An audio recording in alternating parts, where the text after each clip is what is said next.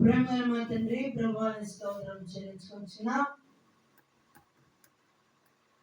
ఇప్పటి వరకు మీరు జరిగించిన ఈ ఉపవాస కోడికను బట్టి మీకు వందనాలు. దైవజనులు రాజశేఖర్ గారి ఇచ్చిన సాక్ష్యము మా జీవితంలో ఒక చక్కటి మాదిరిని మాకు చూపించినందుకు మీకు వందనాలు. యెహోవా ఇచ్చెను, యెహోవా తీసుకొనెను, ఆయన నామమునకు స్తుతి కలుగుగా. కానీ స్థిరమైన విశ్వాసములో స్థిరంగా నిలిచిన యోబు వలె మా జీవితంలో మేము కలిగి ఉన్నా లేకపోయినా మిమ్మల్ని స్తుతించే స్తుతి కృతజ్ఞతలతో కలిగి నింపబడిన హృదయాన్ని మాకు దయచేయమని. తెరవబడిన హృదయం, తెరవబడిన గ్రంథములు మాకు మా ఎదుటనున్నవి. తెరవబడిన హృదయములు మాకు దయచేయమని క్రీస్తు నామమున ప్రార్థించి వేడుకొని అడుగుచున్నాం తండ్రి, ఆమేన్. మన ప్రభువును ప్రియరక్షకుడైన యేసుక్రీస్తు వారి మహాపరిశుద్ధ ఘనమైన నామంలో ఈ రాత్రి ఆయన సముఖమందు కూడి ఉన్న మీకు నా హృదయపూర్వకమైన వందనాలు తెలియజేసిన మన పరిశుద్ధ గ్రంథం నుండి ఫిలిప్పీలకు రాసిన పత్రిక 4వ అధ్యాయము 4-5 వచనాలను మనము ధ్యానించుకోబోతున్నాం. ఈ రాత్రి దేవుడు తన వాక్కు ద్వారా మనతో సూటిగా మాట్లాడబోతున్నారు కనుక దయచేసి వాక్యాన్ని మీ హృదయాల్లో అన్వయించుకోవలసిందిగా ప్రభు పేరట కోరుతున్నాం. ఫిలిప్పీలకు రాసిన పత్రిక 4వ అధ్యాయము 4-5 వచనం.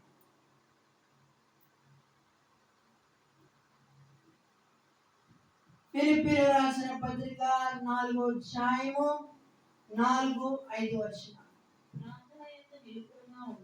ప్రార్థన యందు నిలకడగా ఉండి కృతజ్ఞత గలవారై దాని యందు మెలకువగా ఉండుడి.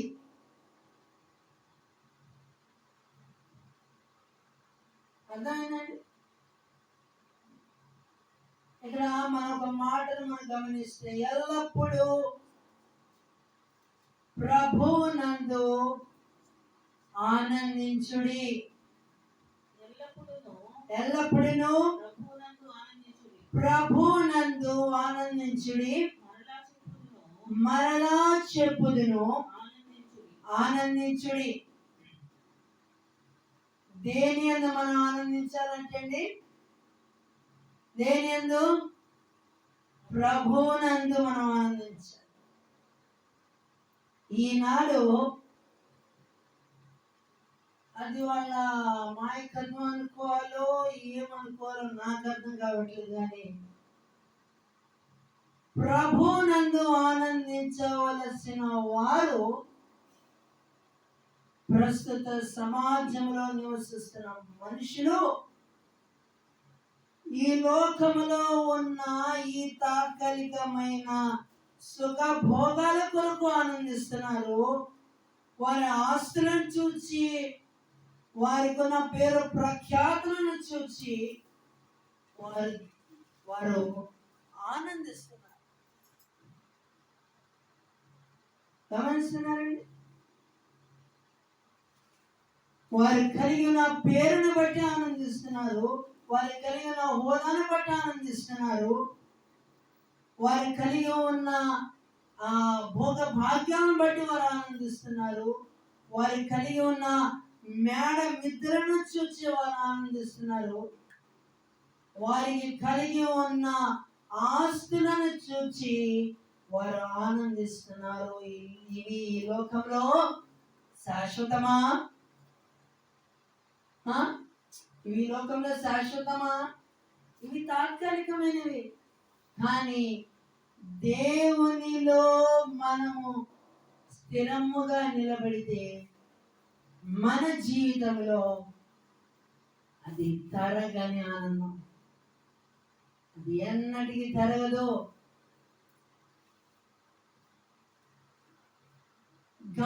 మీరు ఎప్పుడైనా గమనించారో లేదో, ఒక ఖాళీ బకెట్ ని ట్యాప్ కింద పెట్టి ట్యాప్ ఆన్ చేస్తే బకెట్ సగానికి నీళ్లు నింపినప్పుడు ఆ మగ్గులో నీళ్లు తీసి ఇంకో చోట పారబోసినప్పుడు ఆ నీళ్లు తగ్గుతుందా? నీళ్లు తగ్గుతున్నాయండి? తగదు, పెరుగుతూ ఉంటది. అంటే నిండుతూ ఉంటది. మనం ఎంత తీసే కొద్దీ అంత నిండుతూ ఉంటది. అలాగే దేవుడు మనకు ఇచ్చిన వాగ్దానాల గనికి మారు పేరుగా పరిశుద్ధ గ్రంథమైన బైబిల్ దేవుడు మనకి ఇస్తే అందులో ఉన్న వాగ్దానాలని మనము స్వతంత్రించుకోవలసినది బదులు ఈ రోజున ఏం చేస్తున్నా? దేవుడు మనకి ఇచ్చిన వాగ్దానాలను బట్టి దాన్ని మనం స్వతంత్రించుకొని ఆ వాగ్దానాలు ఏంటో మనం ఆనందించవలసినది బదులు ఈ క్షణికముగా నశించిపోయే లోకంలో ఉన్న వాటిని వారు ఆనందిస్తున్నారు. కానీ వారికి తెలియదు ఆ ఆనందము కొంతకాలమే. ఆనందము ఎంతసేపు ఉంటుందండి? ఆనందం ఎంతసేపు ఉంటుందని? కొంతకాలమే ఉంటుంది. నా ప్రియమైన సహోదరులారా గమనించండి, ఈ క్షణికమైన ఈ లోకంలో గతించిపోయే ఈ లోకంలో ఉన్న వాటి కొరకు ఆనందిస్తున్నారంటే ఒకసారి ఆలోచించండి. దేవుడు ఉచితంగా ఇచ్చిన ఇటువంటి భాగ్యాన్ని వారు పోగొట్టుకుంటున్నారు. వారి చేతులారా పోగొట్టుకుంటున్నారు, కాలు ననుకుంటున్నారు.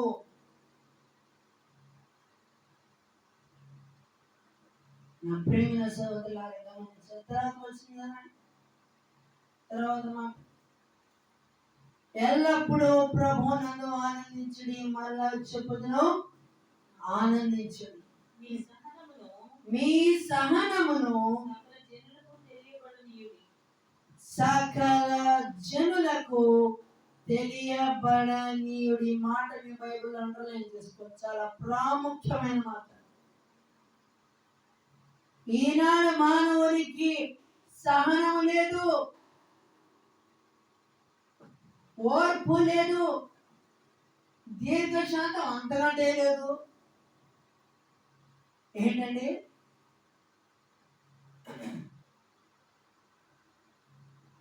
సహనము.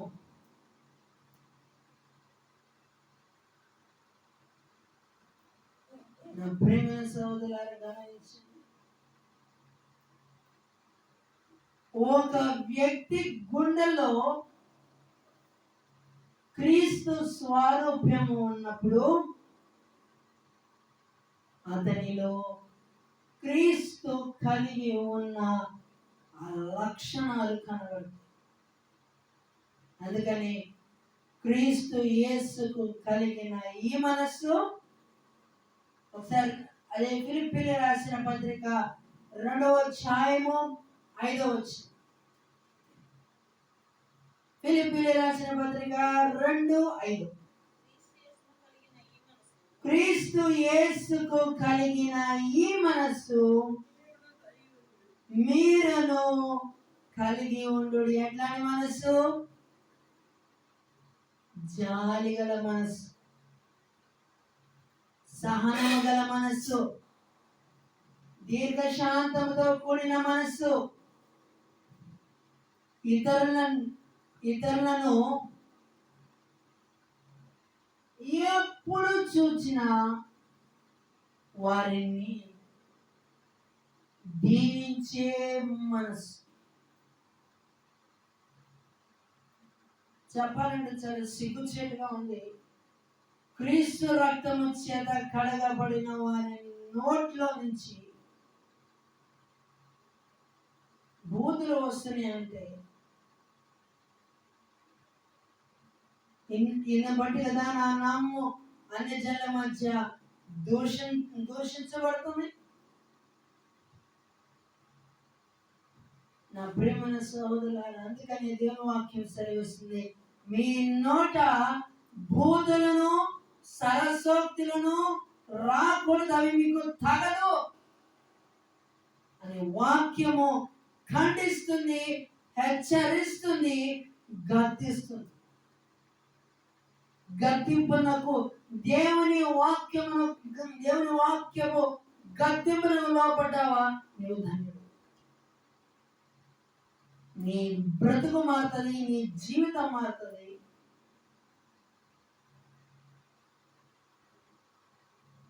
నీ బ్రతుకు అగమ్య గోచరంగా ఉన్న నీ స్థితిని వాక్యపు వెలుగులో ఇదిగో ఇదే దారి, ఈ దారిలో ప్రవేశించమని సెలవిస్తుంది దేవుని వాక్యము. అటువంటి ఈ వాక్యము మనిషి జీవితాలను మారుస్తుంది, గ్రహింపు కలిగించేటట్లు చేస్తుంది. అవసరమైతే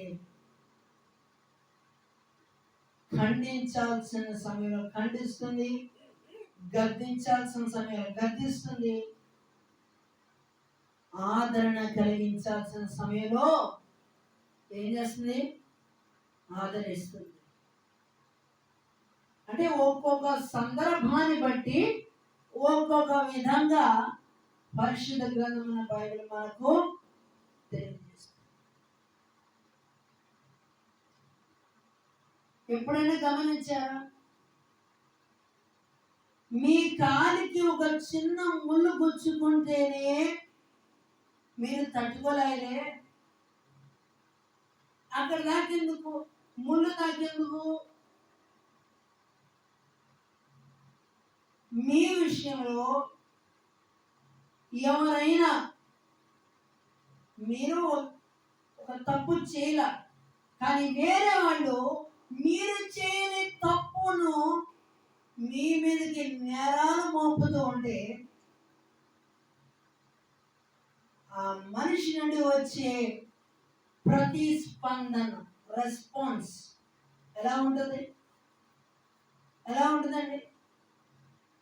చేయని తప్పుకు ఆ మనిషి యొక్క ప్రతిస్పందన ఎంత వేగంగా వస్తుంది ఎప్పుడైనా గమనించారా? అట్లాంటి సందర్భాల గుండా వెళ్ళిన వాళ్ళకి మాత్రమే అర్థమవుతుంది. అట్లాంటి సందర్భాల గుండా వెళ్ళిన వాళ్ళకి మాత్రమే అర్థమవుతుంది. ఏ పాపము ఎరుగని మన ప్రభు వారిని సిలువకు అప్పగించారే, ఆయన ఒక్క మాటతో చాలు.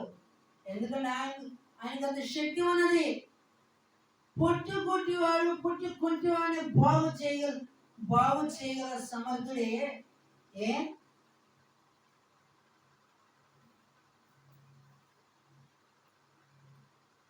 ఆయన తన శక్తివంతుడైనప్పటికీ తండ్రి చిత్తాన్ని నెరవేర్చడానికి వచ్చాడే కానీ ఆయన ఎంతో మంది దూషించారు, హేళనగా మాట్లాడారు, అపహాసించారు. కానీ ఆయన ఏమన్నారు? తండ్రి, మీరేం చేస్తున్నారో వీరికి తెలియదు కనుక వీరిని క్షమించు.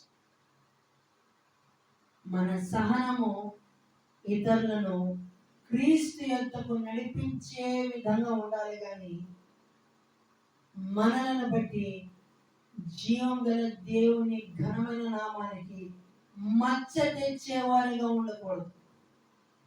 అర్థమైందండి? మనను బట్టి, మన సహనాన్ని బట్టి, మనం నమ్ముకున్న జీవం గల దేవుణ్ణి, నీవు నమ్ముకున్న దేవుడు నాకు కావాలని నీతో పాటు వచ్చే విధంగా ఉండాలి. కానీ నిన్ను చూచి జీవం గల దేవుని నామానికి, జీవం గల దేవుని మహిమ గల నామానికి మచ్చ తెచ్చేవారుగా ఉండకూడదు. రోజున మనలో ఎంతమంది? అందుకనే 34వ దావీదు కీర్తన 12-13 వచనం. 34వ దావీదు కీర్తన 12-13 వచనం. చెడ్డ మాటలు పలుకకుండా నీ నాలుకను, కపటమైన మాటలు పలుకకుండా నీ పెదవులను ఏం చేసుకోమనుందండి? పారేసుకోమనుందా? ఎదుటి వాళ్ళ మీద కయ్యానికి కాలు దూమనుందా? లేదే, కాల్చుకోమనుంది. చెప్పాలంటే చాలా వేదనగా ఉంది. బైబిల్ చేతిలో పట్టుకుని ప్రార్థనకి వెళ్ళే వాళ్ళని నోట్లో నుంచి కూడా చెప్పాలి, తప్పదు. బైబిల్ చేతిలో పట్టుకొని ప్రార్థనకి వెళ్ళే వాళ్ళ నోటి నుంచి కూడా అసభ్యకరంగా బూతులు వస్తున్నాయంటే అది నోటిని కాచుకునే విధంగా ఉన్నదా, లేకపోతే నోటిని పారేసుకున్న విధంగా ఉన్నదా అనేది ఒకసారి ఆలోచించుకోవలసిన అవసరం. నా ప్రియమైన సహోదరులారా, తెలిసి ఎన్నోసార్లు గాయమును రేపుతున్న సహోదరుడా, ఆయన దీర్ఘ శాంతముతో, ఆయన ఓర్పు సహనముతో నీవు చెలగాటమాడుతున్నావా? ఆయన సహనముతో చెలగాటమాడుకు సహోదరుడా, అది నీకు ఎప్పటికీ క్షేమము కాదు. జీవము గల దేవుని చేతిలో పడుట బహు ఆనందం ఉంటుందన్నదా? ఎలా ఉంటది? బహు భయంకరము. మనుషుల చేతిలో చిక్కితే ఇప్పుడు చిక్కుతో తర్వాత తప్పించుకున్నా, కానీ దేవుని చేతిలో పడితే ఏ నరమాత్రుడు దేవుని చేతిలో నుండి విడిపించజాలడు. ఈ మాట ప్రతి ఒక్కరు గుర్తుపెట్టుకోండి. అది ప్రార్థనకి వెళ్ళేవాడైనా ఎవరైనా సరే, ఒకసారి ఒక వ్యక్తి దేవుని చేతిలో పడితే ఏ నరం మాత్రుడు ఆ వ్యక్తిని దేవుని చేతిలో నుండి విడిపించలేడు. నా ప్రియమైన సహోదరులారా, గమనించి క్రీస్తు రక్తము చేత కడగబడి పరిశుద్ధపరచబడి మారుమనసు పొందానని, బాప్తిస్మం పొందానని చివరికి నీ నోటిని నువ్వు కాచుకోనకపోతే జాగ్రత్త. ఏశావు వంటి భ్రష్టుడు నేను అవుతానేమో అన్న భయము నిజంగా నీ హృదయంలో అనుకుంటే ఈ రాత్రి నుండి నీ నోటికి నువ్వు కాచుకుంటావు. అక్కడ దాకా ఎందుకండి? బయటికి వెళ్ళినప్పుడు మీ ఇంటికి తాళా లేకుండా వెళ్తారా? తాళా లేకుండా వెళ్తారండి? తాళా లేకుండా వెళ్తే ఏమైంది? ఆ ఇంటికి క్షేమంగా ఉంటుందా? మిమ్మల్ని అమ్మ అడిగేది. ఇంటికి తాళా లేకపోతే ఇంటికి క్షేమమా? లేదు. మన నోటికి తాళం లేకపోతే మన ఆత్మకు కూడా అంతే క్షేమము కాదు. గ్రహిస్తున్నావా సోదరా, మా సోదరి? గ్రహిస్తున్నావా? ఈ రాత్రి దేవుడు తన వాక్యం ద్వారా నీతో సూటిగా మాట్లాడుతున్నాడు. నువ్వు ఎటువంటి స్థితిలో ఉన్నా, ఎటువంటి ఏ స్థలంలో ఉన్నా, దేవుని వాక్యము, దేవుని ప్రేమని నువ్వు వెంటాడుతున్న విషయాన్ని నువ్వు గమనించి దేవుని ప్రేమకు నువ్వు లోబడి చూడు. లోకమంతా ఒకటైనా నీవు దేవుని పక్షమున నిలబడినంత కాలము ఏ శత్రుదండు నీ మీదకి దండెత్త రాదు. కారణం నీవు నిలబడింది జీవం గల దేవుని పక్షంలో. ఆమేన్. ఈ రాత్రి ప్రభువారు నిన్ను, నన్ను, మనల్ని అడుగుతున్న ఏకైక ప్రశ్న, నీలో సహనము ఉన్నదా?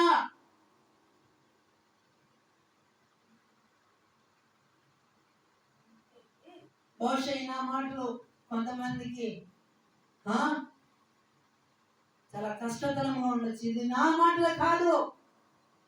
ఈ స్థలంలో జీవాధిపతి అయిన దేవుడు నిలబడి నీతో, నాతో, మనతో మాట్లాడుతున్న మాటలు.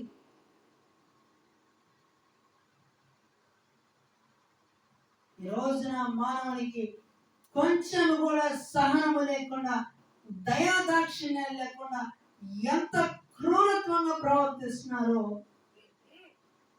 అర్థం చేసుకో. ప్రభు వాత్సల్యత బట్టి మేము బ్రతిమాలుకుంటున్నాను. ఇంకా అందుకంటే ఏం చేయమంటారు? ప్రభు వాత్సల్యం బట్టి మిమ్మల్ని నా 2 చేతులు జోడించి బ్రతిమాలుకుంటున్నాను. ఈ లోకంలో చూస్తున్నది ఏది శాశ్వతం కాదు. ఎంత సంపాదించామని కాదు, నీవు బ్రతికేమన్నంత కాలము ఎంతమంది నీలో క్రీస్తు స్వారూప్యాన్ని నీవు ఎంతమంది కనపరిచావు. నువ్వు ఎంత చదువుకున్నావు కాదు. రేపు he doesn't ask you what is your educational qualification. నీ విద్యార్హత ఏంటని దేవుడు అడగడు. నీవు నా రక్తములో కడగబడ్డావా? నేను కనపరిచిన మాదిరిని నువ్వు కనపరిచావా? అదే రేపు దేవుడు. నా ప్రేమ సహోదరులారా, ఈ రాత్రి దేవుడు మనతో సూటిగా మాట్లాడుతున్నమాట. మనము సహనము కలిగి ఉండాలి. అంటే ఎప్పుడు సహనం కలిగి ఉండాలి పాస్టర్ అంటారు. సహనంగా ఉండాల్సిన సమయంలో ఉండాలి. అన్యాయంగా జరిగిస్తున్న చోట అడగాల్సిన సమయంలో అడగాలి. అప్పుడే ప్రస్తుత అంచె దినాల్లో ఉన్నాం. మన మనస్సాక్షిని మనము ఎంతో జాగ్రత్తగా కాపాడుకోవలసిన అవసరత ఎంతో ఉన్నది.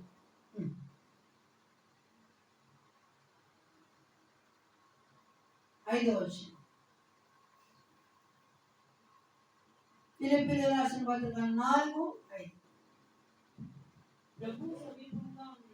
ప్రభు సమీపముగా ఉన్నాడు. దేనిని గూర్చి చింతపడకుడి గాని ప్రతి విషయములోను ప్రార్థన విజ్ఞాపనముల చేత కృతజ్ఞతాపూర్వకముగా మీ విన్నపములు దేవునికి తెలియజేయుడి. అప్పుడు సమస్త జ్ఞానమునకు మించిన దేవుని సమాధానము యేసుక్రీస్తు వలన మీ హృదయములకును మీ తలంపులకును కావలి ఉంటుంది. కావలి అంటే ఏంటండి? కావలి అంటే ఏంటి? ఒక సెక్యూరిటీ గార్డ్, ఒక ఒక కావలి వానిగా ఉంటుంది దేవుని వాక్యము. నీ నోటిని ఎప్పుడైతే కాచుకుంటావో నీలో దేవుని భయము ఉంది అని అర్థం. నా ప్రియమైన సోదరులారా గమనించి, అప్పుడు సమస్త జ్ఞానమునకు మించిన దేవుని సమాధానము యేసుక్రీస్తు వలన మీ హృదయములకును మీ తలంపులకును కావలి ఉంటుంది. అది ఎప్పుడు దేవుని వాక్యము మన గుండెల్లో సమృద్ధిగా ఉన్నప్పుడు మన హృదయము మన తలంపులు సమస్తము దేవుని ఆధీనంలో ఉంటుంది. నా ప్రేమైన సహోదరులారా, ఈ వర్తమానంలో మీరు ఎంతమంది ఆలోచిస్తున్నారు నాకు తెలియదు, కానీ నిజంగా మన నోటిని మనం కాచుకున్నప్పుడు, మన సహనాన్ని కనపరిచినప్పుడు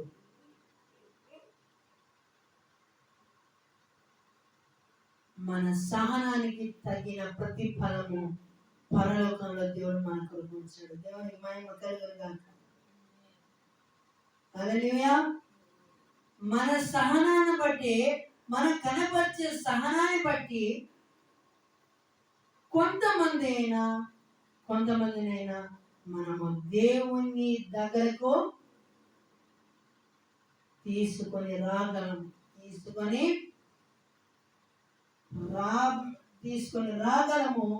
మన ద్వారా కొంతమంది ఆత్మలు రక్షించబడితే ఆ ముగ్గురు దాసులలో ఒక దాసులు యజమాని ఆ మొదటి దాసుని ఎట్లయితే ప్రశంసించాడో అలాగే మనస్థితి కూడా అలాగే దేవుని మహిమార్థమై నేను ఒక చిన్న సందర్భాన్ని నేను చెప్పిన ముగించేస్తాను.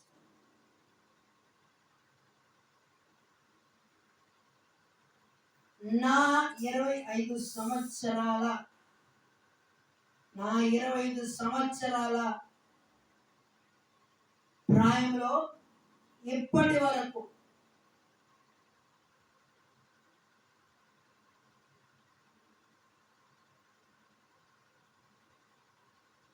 నా నోట ఒక్క బూతు మాట కానీ వచ్చిన ఆనవాళ్ళు ఎందుకు అని అంటే, ఎప్పటికప్పుడు బాల్యం నుండి దేవుని వాక్యముతో నింపబడి ఉన్నది కాబట్టి నా నోరు ఈ దేవుని వాక్యమే నా నోటికి కావలిగా ఉంటుంది. ప్రభుని బట్టి అతిశయిస్తూ మరి చెప్తున్నా, బాలుడు నడవలసిన త్రోవను వారికి నేర్పు. వాడు పెద్దవాడైనప్పుడు దాని నుండి తొలగిపోడు, ఆ జీవ మార్గంలో నుండి తొలగిపోవడానికి అవకాశం లేదు అక్కడ. కనుక ఈ నా యవన ప్రాయంలో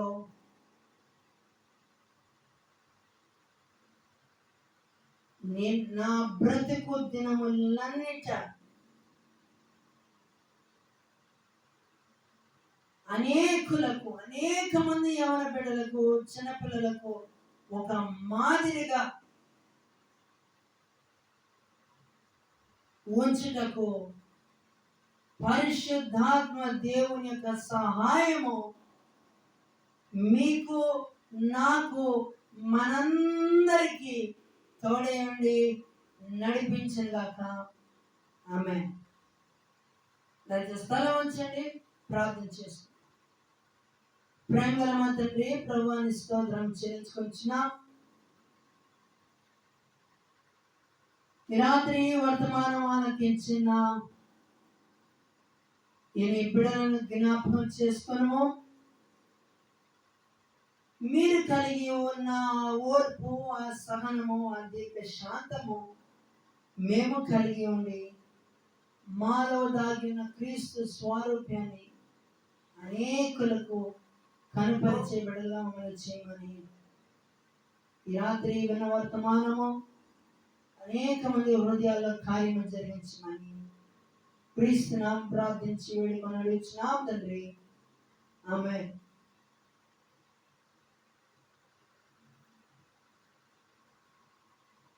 పరలోకమందున మా తండ్రి,